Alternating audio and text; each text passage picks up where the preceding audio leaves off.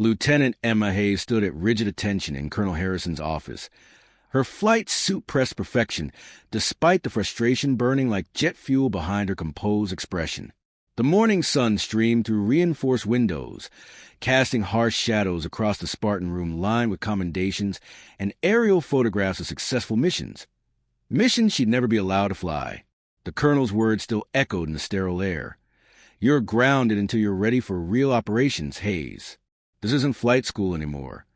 With respect, sir, my simulator scores are flawless, and my helicopter navigation assessments. Test scores don't mean squat when lives are on the line, Lieutenant." Colonel Harrison's weathered face carried the weight of 3 decades in military aviation. Every line etched by decisions that meant life or death for the men and women under his command. His fingers drummed against Emma's personnel file, thick with training records that would make seasoned rescue pilots envious. "You've got potential. Hell, you got more raw talent than half my squadron.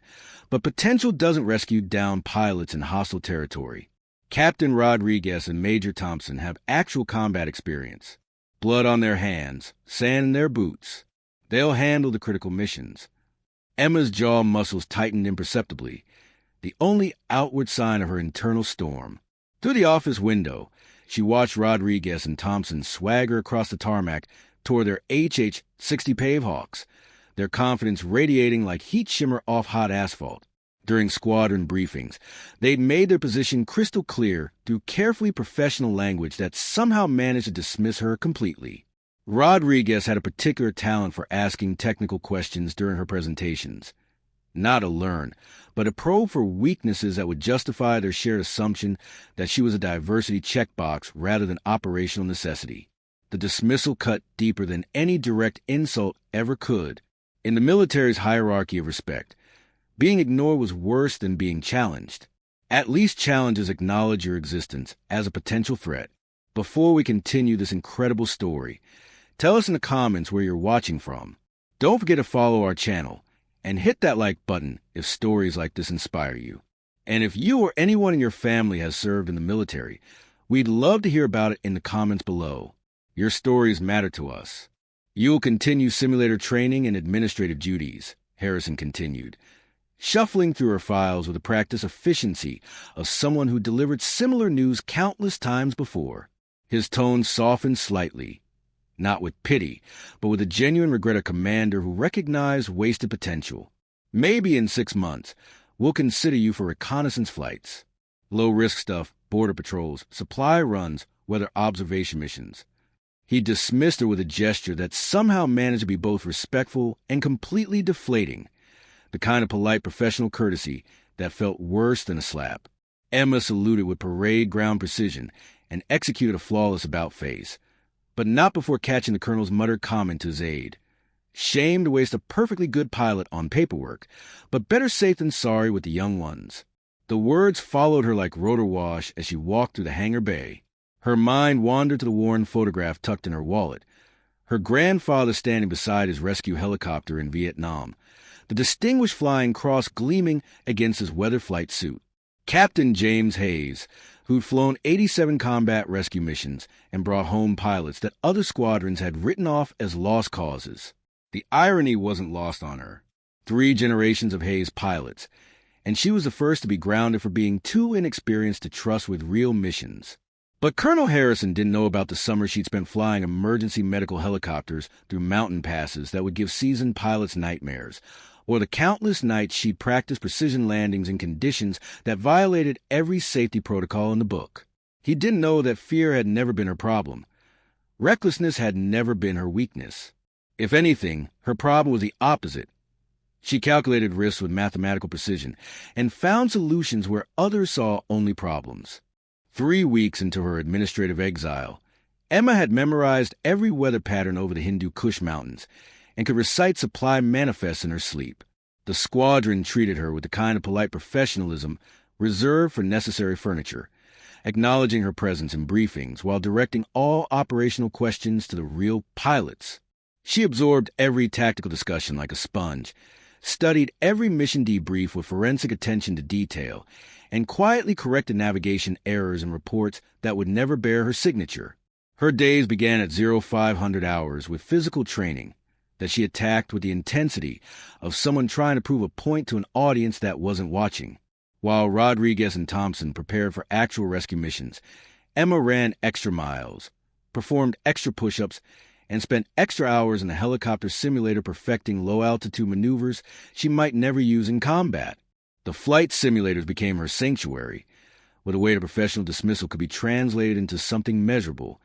Response times, precision scores, emergency procedures that improved with each passing day. The other pilots weren't cruel. Military professionalism prevented outright hostility. But their casual conversations revealed everything. They discussed rescue tactics around her as if she were invisible, debated approach vectors without seeking her input, and shared war stories that emphasized a vast gulf between classroom theory and real-world application under fire.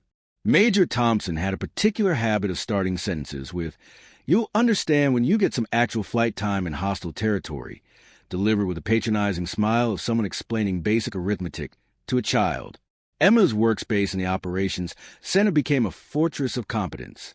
Her desk was organized with military precision, her reports were flawless, and her analysis of regional weather patterns had quietly prevented 2 potential navigation disasters. Contributions that earned brief nods from superior officers, but no change in her operational status. She maintained detailed logs of every rescue mission, tracked success rates, and identified patterns in tactical decisions that could improve future helicopter operations. The irony was suffocating. She understood the squadron's capabilities better than anyone, yet remained the only pilot forbidden from contributing to them. The morning alarm shrieked at 0430 hours on Tuesday, cutting to the pre-dawn darkness of Bagram airfield like a knife through silk. Emma bolted upright in her narrow bunk, instantly alert as red emergency lights bathed the barracks in crimson urgency. The base-wide intercom crackled to life with the voice of the duty officer. All rescue pilots operations. Immediate emergency briefing. Aircraft down in hostile territory. This is not a drill. Repeat, all rescue pilots to operations immediately. She threw on her flight suit with practiced efficiency, muscle memory guiding her movements in the darkness as other pilots stumbled through their own preparations. The compound erupted in controlled chaos. Vehicles racing across tarmac, ground crews sprinting toward helicopter hangars, the organized pandemonium of a military base responding to crisis. Emma's heart hammered against her ribs as she sprinted across the compound, her boots pounding against concrete still warm from the previous day's brutal Afghan sun. Colonel Harrison stood before the massive tactical display in the operations center, his face carved from granite and shadows. The room buzzed with tension as pilots filed in, their sleep-mussed hair and hastily donned uniforms testament to the urgency of whatever had dragged them from their bunks. The digital map showed hostile territory deep in the Karengal Valley, a red X marking a location that made every experienced rescue pilot in the room unconsciously hold their breath. Razor 6-1 went down 37 minutes ago, Harrison announced, his voice carrying the weight of command and the burden of men under fire. Captain Rodriguez and Major Thompson were aboard a routine reconnaissance helicopter that took an RPG hit and auto-rotated into hostile territory. Taliban forces have surrounded the crash site. Initial intelligence suggests we got maybe 2 hours before they're overrun or captured. The silence in the room was suffocating, broken only by the electronic hum of communication equipment and the distant rumble of generators. Every pilot understood the implications of capture in that particular valley, where American prisoners became propaganda tools before disappearing forever into the mountain caves that had swallowed armies for centuries. 2 hours stretched into eternity as rescue attempts failed one after another, each failure adding another layer of desperation to the operations center's atmosphere. Captain Morrison's HH-60 Pave Hawk had taken heavy fire from concealed positions and limped back to base with tail rotor damage, leaving a trail of hydraulic fluid across the landing pad like mechanical blood. Major Chen's Apache gunship couldn't establish visual contact through the mountain haze and defensive smoke, his frustrated radio reports painting a picture of terrain that seemed designed by nature to swallow aircraft whole. The tactical display told a story of converging disaster. Red dots representing Taliban forces crept steadily closer to the crash site, while blue markers showed the failed rescue attempts scattered across the digital landscape like abandoned chess pieces. Weather conditions were deteriorating by the hour, mountain winds gusting to 40 knots, visibility dropping as afternoon storms built over the peaks, and temperature differentials creating turbulence that could tear helicopters apart like paper airplanes. Radio contact with Rodriguez and Thompson grew weaker with each transmission, their voices increasingly strained as ammunition ran low and hostile forces tightened the noose. "Overlord, this is Razor 6-1. Rodriguez's voice crackled through static thick enough to choke on, taking heavy fire from multiple positions on the ridgeline. Thompson's hit bad, shrapnel in his chest, possible punctured lung. We got maybe 20 minutes of ammo left. Then we're down to harsh language and prayer." Colonel Harrison's knuckles had gone white around a radio handset, his weathered face a mask of controlled desperation. Behind him, senior staff officers huddled around communication stations, their whispered conversations punctuated by the urgent clicking of keyboards and the low hum of encrypted radio traffic. The weight of command had never felt heavier. Two of his best pilots trapped in hostile territory, while rescue options evaporated like morning mist. Emma stood in the back of the room, studying the tactical display with laser focus that bordered on obsession. She'd memorized every contour line, every elevation marker, every potential helicopter approach vector until a mountainous terrain existed as clearly in her mind as the operations center around her. While other pilots saw an impossible mission, a death trap wrapped in geography and hostile fire, she saw a complex navigation problem with variables that could be calculated, analyzed, and potentially solved. Her grandfather's voice echoed in her memory, words spoken during long summer evenings when she was barely tall enough to reach helicopter controls. "Fear the mountain that looks impossible, Emma, but respect the one that only pretends to be. The difference between the two can save your life or end it." She thought those words were just old pilot philosophy until this moment, when they crystallized into tactical reality. "Sir, we're running out of time and options," Major Patterson urged, his voice tight with frustration.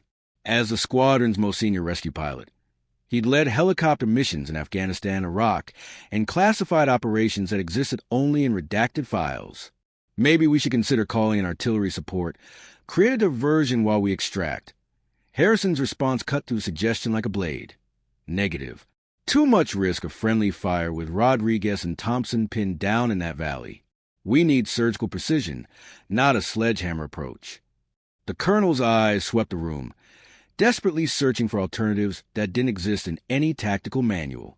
His gaze lingered on each pilot's face, reading capabilities and limitations with the practiced eye of someone who'd spent decades matching personnel to missions. Every experienced helicopter pilot had already explained in clinical detail why the rescue mission was impossible. The approach vectors were too narrow, the defensive positions too well established, the landing zones non-existent.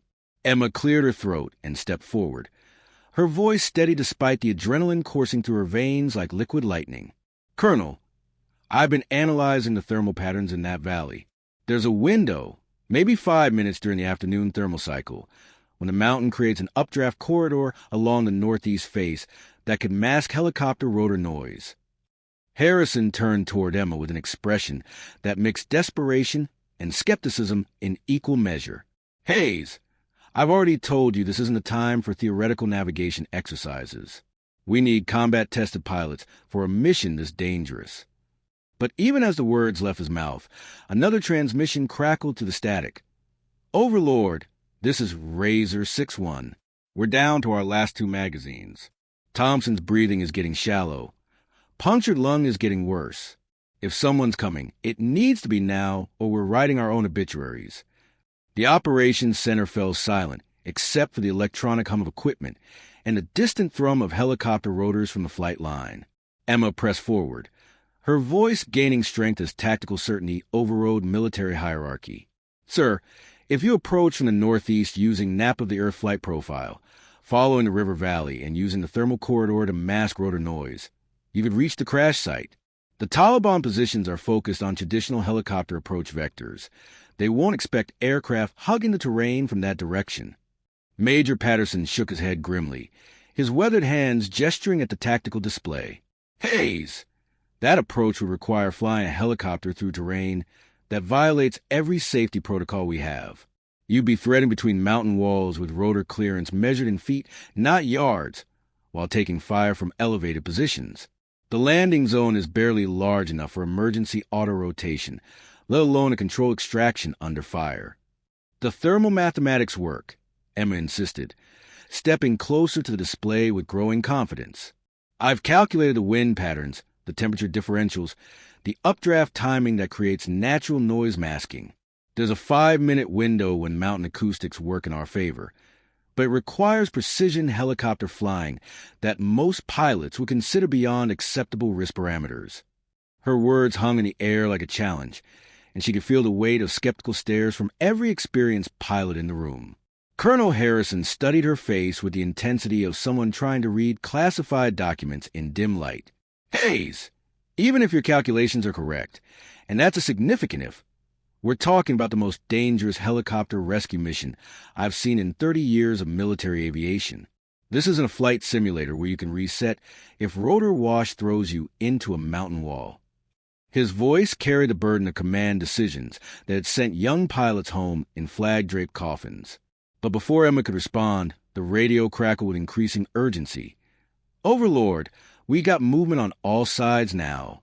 They're closing in for the final push. Thompson's unconscious. I'm down to my sidearm in a prayer. His breathing sounds like a broken engine. Rodriguez's voice carried a flat calm of someone who'd accepted death, but refused to surrender without a fight. The transmission ended with a distant crack of rifle fire and the distinctive thump of grenades exploding against rock faces. Emma felt something shift inside her chest, a crystalline moment of clarity that cut through protocol and hierarchy like laser through fog. Colonel, my grandfather was Captain James Hayes, 1st Air Rescue Squadron. He flew helicopter rescue missions in Vietnam that everyone said were impossible. Shot down twice in hostile territory, rescued both times by pilots who understood that sometimes impossible is just another word for requires exceptional skill. The revelation hit the room like a physical force. Captain James Hayes was legendary in Air Force rescue circles, a helicopter pilot whose exploits had become case studies in tactical innovation and aerial courage under fire. Colonel Harrison's expression shifted from skepticism to stunned recognition, his weathered face processing the implications. Hayes! Your grandfather was Ghost Rider Hayes? The pilot who extracted that entire Marine unit from the DMZ using nothing but terrain masking and brass balls. Yes, sir. And he taught me that mountains don't care about your rank or your experience. They only respect your skill and your willingness to read what they're actually telling you. Emma's voice carried quiet confidence that had nothing to do with arrogance and everything to do with inherited certainty passed down through bloodline and countless hours of specialized training. Colonel Harrison's decision crystallized in the span of a heartbeat. 30 years of command experience compressed into a moment that would define careers and save lives. Hayes, you're authorized for immediate deployment. But understand this. If you don't come back, I'll have to explain to your family why I sent an unproven pilot on a suicide mission. His voice carried the weight of command authority, mixed with paternal concern. And if you do come back without Rodriguez and Thompson, you'll wish you hadn't. Emma's salute was parade ground perfect, but her eyes blazed with inherited fire. Understood, sir. I'll need a bird prepped for immediate takeoff, something with exceptional maneuverability and enough fuel for extended mountain flying. She was already moving toward the equipment lockers, her mind shifting into the hyper-focused state that her grandfather called combat clarity. The room erupted in controlled chaos as ground crews received orders to prep aircraft, and support personnel scrambled to coordinate the mission. The helicopter waiting on the tarmac was a modified HH-60 Pave Hawk, stripped of non-essential equipment, and loaded with precision navigation gear that could thread needles in zero visibility. Emma conducted her pre-flight inspection with methodical thoroughness, her hands moving over rotor systems and engine components with a practiced efficiency of someone who understood that mechanical failure at altitude meant death without appeal. Ground Crew Chief Master Sergeant Williams watched her work with growing respect. Few pilots inspected aircraft with such obsessive attention to detail. Lieutenant, I've been prepping birds for combat missions since before you were born, Williams commented as Emmett checked hydraulic pressure readings for the third time. I've never seen someone so young fly with this level of systematic preparation. Your grandfather will be proud of the professional you become. His words carried the weight of someone who'd sent countless pilots into hostile skies and learned to recognize the difference between confidence and competence. Radio contact with Rodriguez crackled through her headset as Emma strapped into the pilot seat. Any station, any station. This is Razor 6-1. We're down to knife-fighting distance now. Thompson stopped responding. If someone's coming, they better have rotors and a miracle. The transmission ended with a sharp crack of gunfire, then silence that stretched like eternity across the radio spectrum. Overlord, this is Angel 77, requesting immediate clearance for tactical rescue mission, she transmitted, her voice carrying the calm professionalism that marked exceptional pilots under pressure. Flight plan filed for direct approach to Corango Valley via Northeast Thermal Corridor. Estimated flight time, 22 minutes to target area. Colonel Harrison's voice crackled through the static. Angel 77, you are cleared for immediate takeoff. Bring our people home. Hayes, that's an order. Emma's helicopter screamed through the Afghan sky at maximum cruise speed, the landscape blurring beneath her like a fast-forwarded documentary of geological violence. The Hindu Kush Mountains rose ahead like ancient titans, their peaks disappearing into afternoon storm clouds that promised turbulence capable of tearing helicopters apart. Her grandfather's voice echoed in her headset, not through radio transmission, but through inherited memory. When a mountain tries to kill you, Emma, don't fight it. Dance with it. The thermal corridor materialized exactly as her calculations predicted. An invisible river heated air rising along the northeast face, creating natural acoustic masking that muffled rotor noise. Emma dropped her aircraft into nap-of-the-earth flight profile, skimming terrain with rotor clearance measured in feet rather than yards. The mountain walls closed around her cockpit like stone jaws, but she rode the thermal currents like her grandfather had taught her, with mathematical precision wrapped in inherited instinct. Angel 77, we have visual on your approach. Rodriguez's voice crackled through heavy static. Jesus Christ, Hayes, you're flying like you're part of the mountain itself. His transmission was punctuated by rifle fire and the deeper thump of grenades. Emma could see muzzle flashes winking like deadly fireflies from Taliban positions, but her approach vector kept her masked until the final seconds. The landing zone appeared to the haze, a postage stamp of relatively flat ground surrounded by hostile territory. Emma's approach required threading her helicopter between granite walls with rotor disc clearance that would have terrified seasoned pilots. She touched down with surgical precision while maintaining engine power, her aircraft becoming a mechanical lifeline in the middle of hell. Move, move, move. Emma shouted over rotor wash and gunfire. Rodriguez dragged Thompson's unconscious form toward her helicopter, the wounded pilot's breathing shallow and labored, blood-stained makeshift bandages around shrapnel wounds that demanded immediate medical attention. The extraction lasted 53 seconds, long enough for Taliban forces to adjust their fire, but too brief for effective coordination. Emma's helicopter lifted off the valley floor like a mechanical phoenix, climbing to the thermal corridor with passengers who'd accepted death minutes earlier. Overlord, this is Angel 77 with 2 precious cargo aboard, requesting immediate medical support upon landing. Emma's transmission carried quiet satisfaction, mixed with professional relief. Below them, the Corango Valley receded into afternoon shadows. Colonel Harrison's voice crackled through the radio with unmistakable pride. Outstanding work, Angel 77. Your grandfather will be proud, and your squadron will never overlook exceptional skill again. The medal ceremony 3 weeks later was a formality. Emma had already earned something more valuable than bronze or silver. Respect. The kind that couldn't be dismissed, overlooked, or grounded until further notice. Thompson survived. Rodriguez recommended Emma for the Distinguished Flying Cross.